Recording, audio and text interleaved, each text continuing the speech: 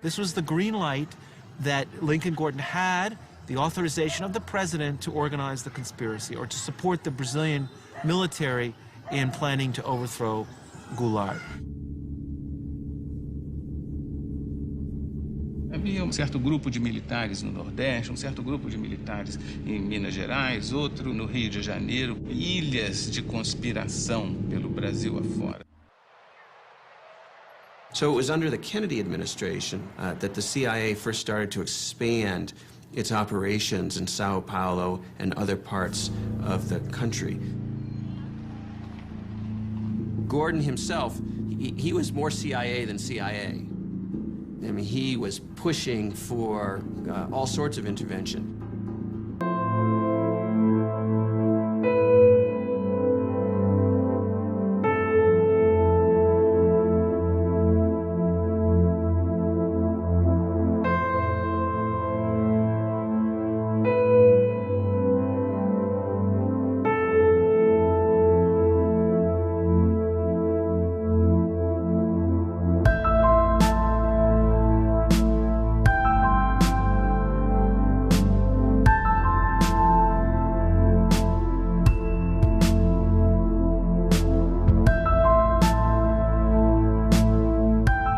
Se a gente olha para trás para o que foi a história do século XX, né, o que marca o século XX é a ascensão dos Estados Unidos, né, que se torna, em meados do século XX, a grande potência, a maior potência do mundo, tanto no plano militar, quanto no plano econômico, ideológico, político, tecnológico, qualquer critério que a gente queira utilizar, né, para se referir à dominação, à posição, né, de supremacia global dos Estados Unidos, né? Isso envolve a disputa geopolítica, né? Porém, se você olha para o mundo do século XX, você percebe que em cada parte do mundo os Estados Unidos enfrentaram rivais, adversários, concorrentes nessa disputa, né? A disputa pela Europa nunca ficou resolvida, né? Eles travaram duas guerras, a Primeira e a Segunda Guerra Mundial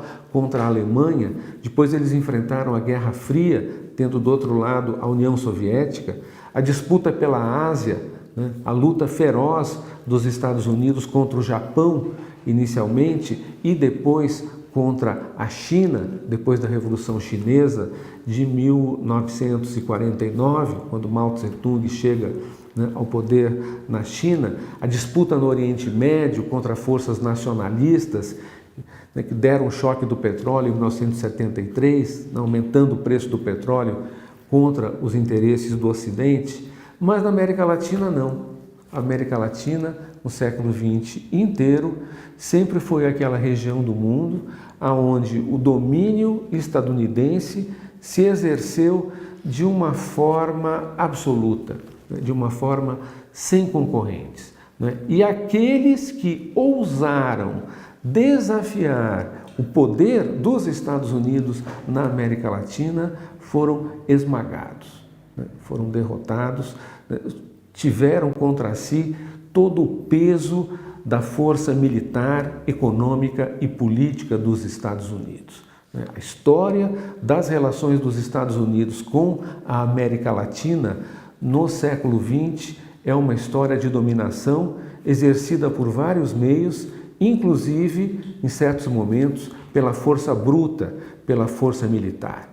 No início do século XX, os Estados Unidos começam, né, a substituir a Grã-Bretanha, a Inglaterra, né, como a potência dominante na região. Eles começam pela região do Caribe e da América Central. Se você olha no mapa, a América Central e o Caribe, cada um daqueles países, Guatemala, Nicarágua, Honduras, né, Haiti, Cuba, República Dominicana, cada um daqueles países foi invadido várias vezes pelos Estados Unidos. Cuba passou as 3 primeiras décadas do século XX sob ocupação norte-americana, né, que só termina em 1932 e que tinha começado em 1902. 30 anos em que Cuba não foi um país independente, mas um país, né, submetido à soberania dos Estados Unidos. Né? E no resto da América Latina, né, através de alianças com as classes dominantes de cada um desses países, né, os Estados Unidos também exerceram o seu poder de formas indiretas. Quando algum desses países tentava seguir um caminho diferente, né, já sofria golpe de Estado nos Estados Unidos. Foi assim com a Argentina, nos tempos do Perón, foi assim no Chile, quando o Chile elegeu um presidente socialista, Salvador Allende, em 1973. Em 1970, em 73, Allende foi derrubado num golpe de Estado financiado pelos Estados Unidos. Financiado diretamente, foram milhões e milhões de dólares que os Estados Unidos colocaram no Chile para financiar as forças de oposição que deram o golpe contra o Allende em 73, subornando os militares chilenos, subornando os caminhoneiros que fizeram uma greve, recebendo pagamento em dólar para fazer uma greve para desestabilizar o governo do Allende no Chile. E nós tivemos essa experiência aqui mesmo no Brasil, em 1964, né, o golpe que derrubou o governo democrático do presidente João Goulart. Esse golpe foi articulado diretamente pela Embaixada dos Estados Unidos. O embaixador Lincoln Gordon foi o grande líder, foi o cérebro, o cabeça do golpe de 64. Era ele que fazia as conexões que ligava o empresariado de São Paulo com os governadores de direita em vários estados do Brasil, com os jornalistas, os barões da mídia, né? Jornalistas como Assis Chateaubriand, né? do grupo dos Diários Associados, Estado de São Paulo, Correio da Manhã do Rio de Janeiro. Né? Era Lincoln Gordon ali que estava situado no coração do golpe, né? Quando os militares no Brasil estavam derrubando o governo de Goulart, havia uma frota naval da Marinha de Guerra dos Estados Unidos já a caminho do Brasil para dar cobertura, né, apoio logístico, né, aos golpistas brasileiros. Tinha até um nome, era Operação Brother Sam, que foi mantida em segredo na época, mas depois os documentos que comprovam isso, né, vieram à tona. Né? No final, os navios americanos não precisaram entrar em ação, né, o golpe militar foi bem sucedido, mas se houvesse resistência, teríamos aqui no Brasil uma guerra civil com envolvimento dos Estados Unidos, né, lutando contra a democracia no nosso país. Né? Algo parecido aconteceu na Argentina, aconteceu no Uruguai, né, o chamado ciclo militar, a época das ditaduras militares na América do Sul. Né? A gente vai encontrar nesse período, por trás de cada ditadura, a participação dos Estados Unidos. Os Estados Unidos não apenas se envolveram nos golpes que destruíram a democracia em cada um dos países da América do Sul, mas na sustentação dos governos ditatoriais. As atrocidades cometidas, né?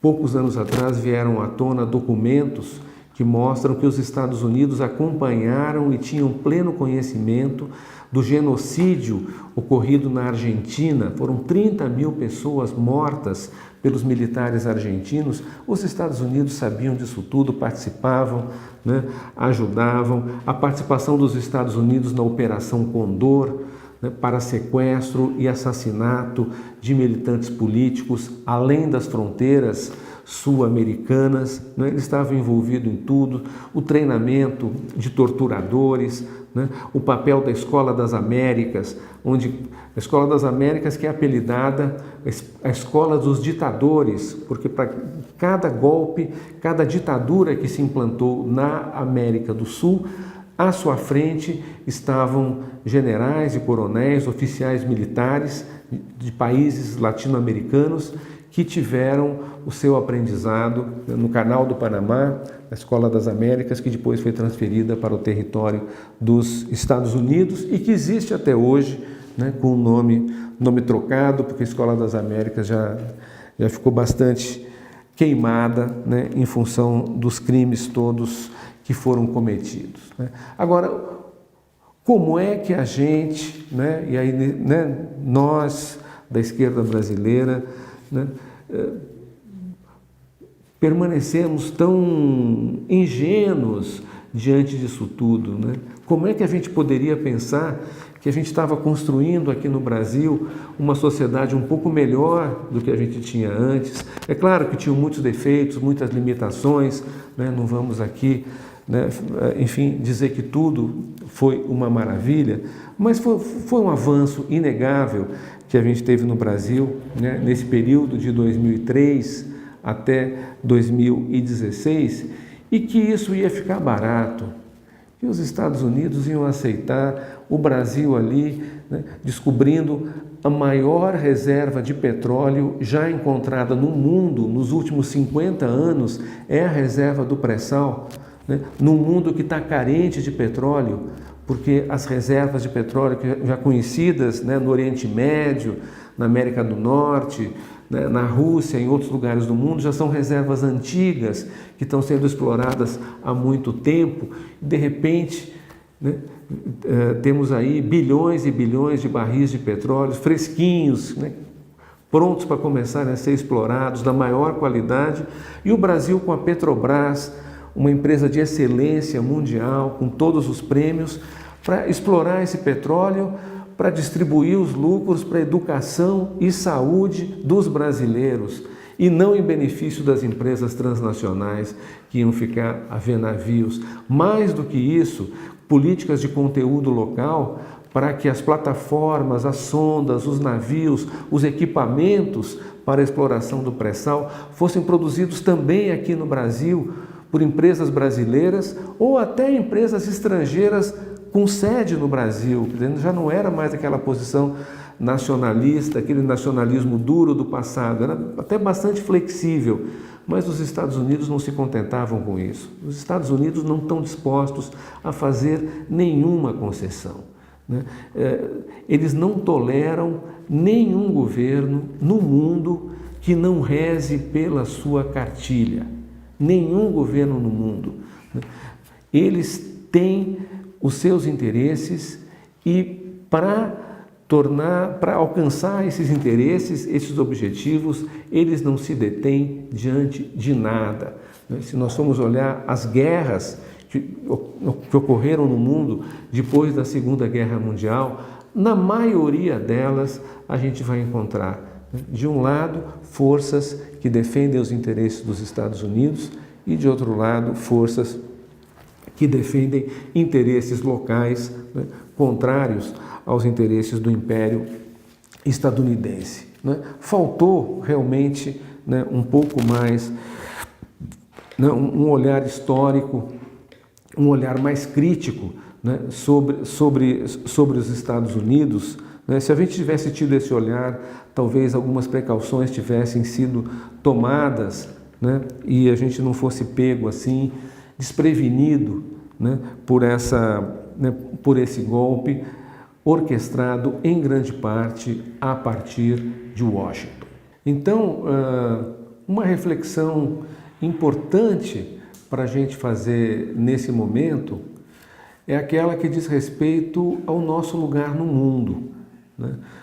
Um erro nós cometemos, né, nesse período dos governos liderados pelo PT, a gente olhou muito para as questões brasileiras, e isso foi muito importante, né, para a resolução, sobretudo, dos problemas sociais desse país, a diminuição da pobreza, a diminuição da exclusão, mas faltou um olhar um pouco mais profundo, um pouco mais crítico sobre a cena internacional, né?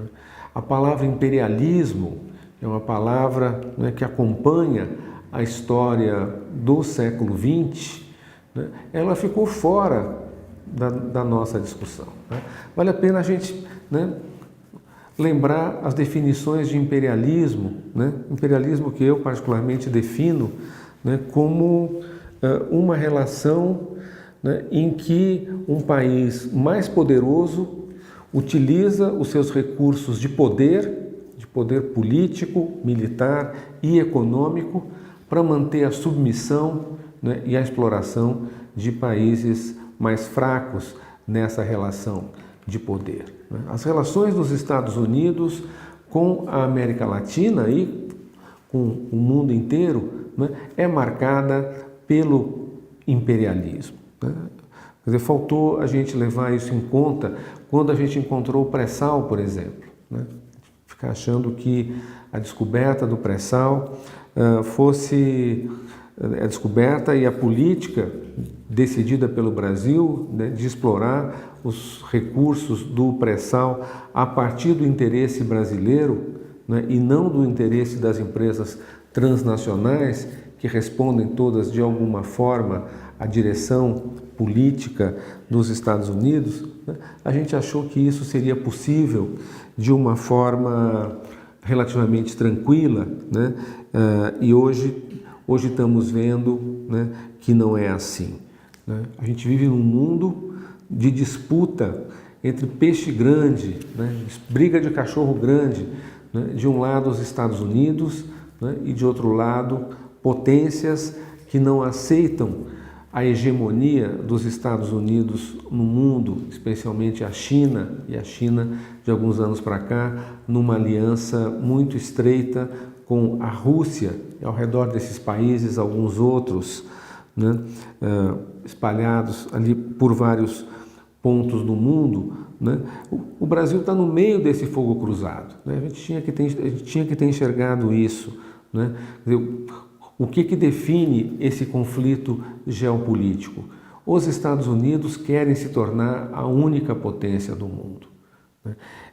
Eles, quando ganharam a Guerra Fria, quando a União Soviética se dissolveu, né, os Estados Unidos se tornaram a única superpotência no mundo. O presidente dos Estados Unidos na época, que era o George Bush pai, depois o filho dele acabou sendo presidente também dos Estados Unidos, o Bush pai, ele recomendou um grupo de estrategistas ali do Departamento de Estado que elaborassem um projeto para esse novo período. Né? Esse projeto foi feito sob a coordenação de um sujeito chamado Paul Wolfowitz, que depois ocupou cargos importantes, foi até presidente do Banco Mundial, né? Foi um dos assessores do Bush filho que mais defenderam a invasão do Iraque, isso anos depois, né? Mas em 1991, o Wolfowitz ele entrega ao presidente Bush um relatório que diz o seguinte: o nosso principal objetivo é garantir que nunca mais apareça no mundo um outro ator, uma outra potência que possa se contrapor aos Estados Unidos da mesma maneira como a União Soviética, né, havia se tornado grande rival dos Estados Unidos. Então, todas as forças, os recursos de poder dos Estados Unidos deveriam ser empregados para que nunca mais os Estados Unidos enfrentassem um rival, né, no seu esforço de controle político do mundo inteiro. E um segundo objetivo, né, secundário, né, ali vinculado ao primeiro, é impedir também que surgisse em qualquer canto do mundo alguma potência regional capaz de se contrapor aos interesses dos Estados Unidos, né, num plano mais ou menos local. Né. Esses eram os objetivos dos Estados Unidos, ou são os objetivos, mas que não deram certo. Né. A gente olha para o mundo, né, nesses últimos 20 anos, né, e o que mais chama a atenção é o surgimento da China, né, que vem ultrapassando os Estados Unidos, né, desafiando os Estados Unidos em todas as esferas, especialmente na esfera econômica, uma economia muito mais dinâmica, né, uma economia que vem superando a economia americana, que dá sinais de decadência, né, ali em vários planos. E a China agrupando ao redor de si, né, um conjunto de outros países, a começar pela Rússia. Os Estados Unidos, nessa luta contra a China, eles precisam da América Latina. A América Latina tem aquilo que eles não têm, recursos, é o petróleo, é a água. A gente tem aqui no Brasil o aquífero Guarani, Aquífero Guarani é o maior manancial de água límpida, de água pura no mundo, né? E agora o Aquífero Guarani está em vias de ser entregue às empresas transnacionais por esse governo do Bolsonaro, para que essa água seja explorada pela Coca-Cola, né? Enfim, por empresas ali, né? Ligadas aos Estados Unidos e outros países do Ocidente. Os minerais preciosos, o ferro, o urânio, né? Todos esses recursos, né? A floresta amazônica, com que ela tem de biodiversidade, né? As terras férteis do nosso país, né? Tudo isso são recursos que os Estados Unidos procuram controlar, né? Para se nutrirem dessas riquezas, né? Nesse confronto aí mais global, né? Nesse confronto maior, né? A gente precisava ter defendido melhor essas riquezas, né? Agora, né?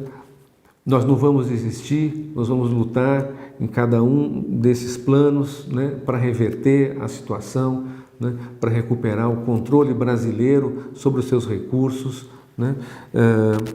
Enfim, essa luta está colocada e é importante a gente ter claro, quando a gente fala de imperialismo, que do outro lado do imperialismo existe o anti-imperialismo.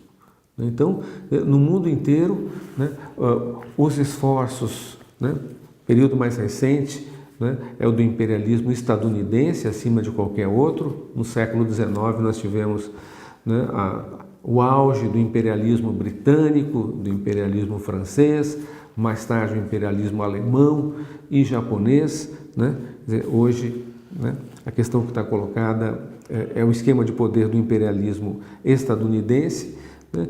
E o que nós devemos olhar com muita atenção, né, são as iniciativas, os esforços de resistência ao imperialismo ali pelo mundo afora, né? Aqui na América Latina, né, eu comentei já alguns minutos atrás essa contraofensiva das forças da direita, com golpes de Estado, com derrubadas de governo, de diferentes maneiras, né? E é interessante a gente observar que ainda nos casos em que essas ações conseguem sucesso inicial, eles não conseguem se consolidar, né? O que está acontecendo hoje na Argentina é muito significativo, né? Dos países mais importantes da América do Sul, o primeiro a embarcar nessa onda da direita foi a Argentina, no final de 2015, né, quando um candidato direitista, um empresário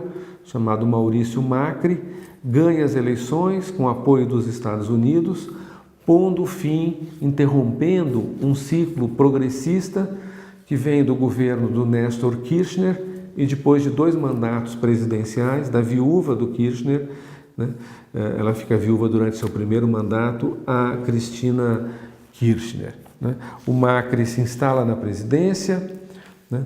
Também uma eleição bastante controvertida, quer dizer, houve uma campanha de fake news contra a Cristina, né? Houve uma ofensiva do judiciário argentino, né? Assim como juízes brasileiros foram treinados nos Estados Unidos para favorecer a direita nos seus países, juízes argentinos, né, também passaram pelo mesmo processo e agem na Argentina da mesma forma como o Sérgio Moro, né, e esses pitbulls da Operação Lava Jato, né, têm feito, mas ganharam a eleição, né?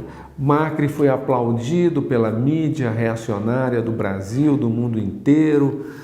Aí um presidente bacana, um empresário, né, bem vestido, né, não era esse tosco que está lá em Brasília, embora os interesses defendidos pelos dois sejam os mesmos, né?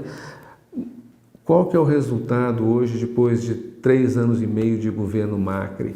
Desastre completo. A inflação na Argentina de um ano para cá foi de 57%, né? O índice de pobreza no país duplicou, né? Hoje 1 em cada 3 argentinos está na faixa da pobreza, né? O número de argentinos que vivem na condição de indigentes, na miséria absoluta, é enorme. As pessoas vivem dificuldades tremendas para conseguir sobreviver na vida cotidiana. O preço do gás aumentou 1000% na Argentina, no tarifaço, aplicado ali pelo Macri. A Argentina vai ter eleições novamente esse ano e quem é o candidato favorito pelas pesquisas?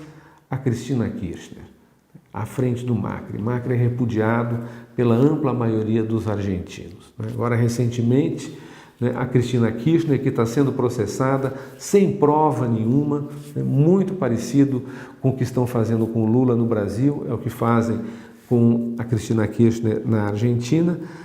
A Cristina, então, ela, diante do assédio judicial, diante das fake news, da campanha de desmoralização feita contra ela pela mídia reacionária, ela resolveu se candidatar, sim, mas a vice-presidente, apoiando um outro político, Alberto Fernandes, que participou dos governos dos Kirchner como candidato a presidente e muito provavelmente vai ser a candidatura que vai começar, pelo menos, como favorita nas eleições argentinas. Temos o caso da Venezuela.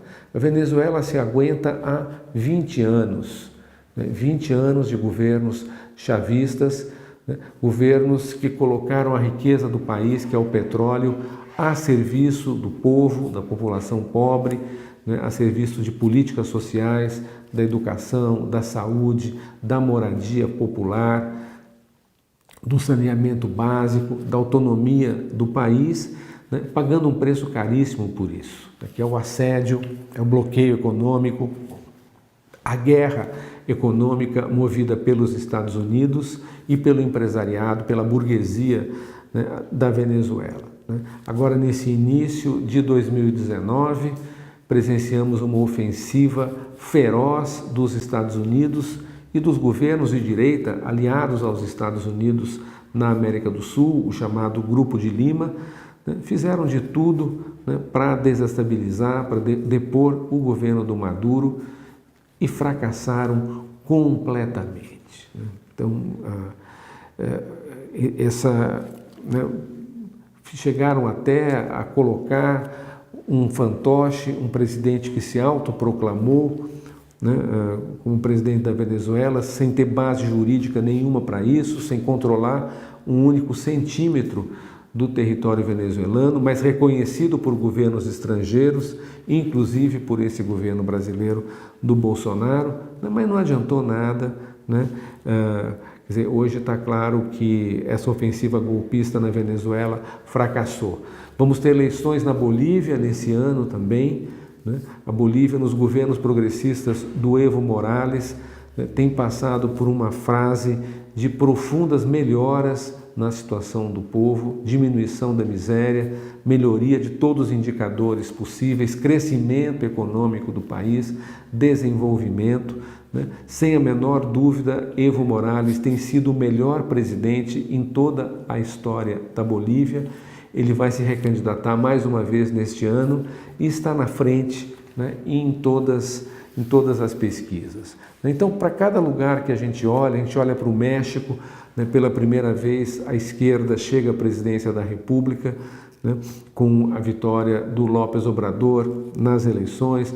Já os amigos dos Estados Unidos e as elites reacionárias mexicanas já estão ali tramando contra o López Obrador, mas ele conta com um apoio popular bastante forte, deve encarar e se sair bem no seu governo.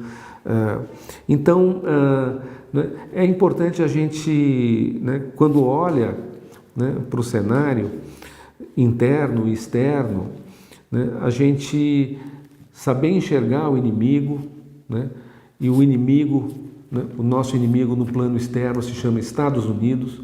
Os Estados Unidos não estão interessados no desenvolvimento do Brasil, não estão interessados em que o Brasil siga por aquele caminho que é o caminho que o PT propõe, aquilo para que o PT existe, que é a justiça social. né? Os Estados Unidos não estão interessados nisso. Quando eu falo Estados Unidos, eu não estou falando, obviamente, do povo estadunidense, que, aliás, tem vivido um período muito difícil. A miséria e a pobreza nos Estados Unidos não param de crescer. Milhões e milhões de pessoas morando na rua, dormindo em barracas, dormindo em containers, morando no próprio carro porque perderam a casa. São centenas de milhares de estadunidenses que perdem as suas casas porque não conseguem pagar as hipotecas.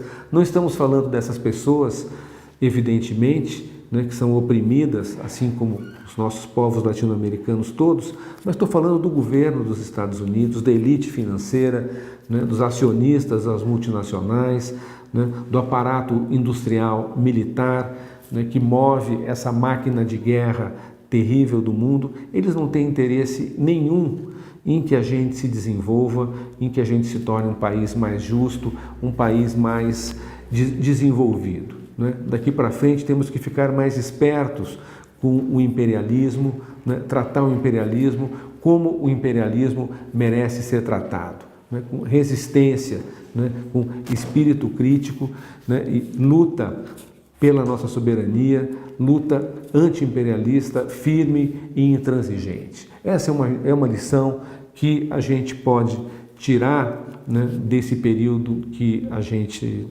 viveu e continua vivendo, né? E uma outra lição é essa, é a lição que os povos do mundo inteiro têm para nos ensinar, né? Onde existe a força do imperialismo, existe uma força oposta, que é a força do anti-imperialismo, que é a força dos povos, é a força que levou os Estados Unidos a serem derrotados na Guerra do Vietnã.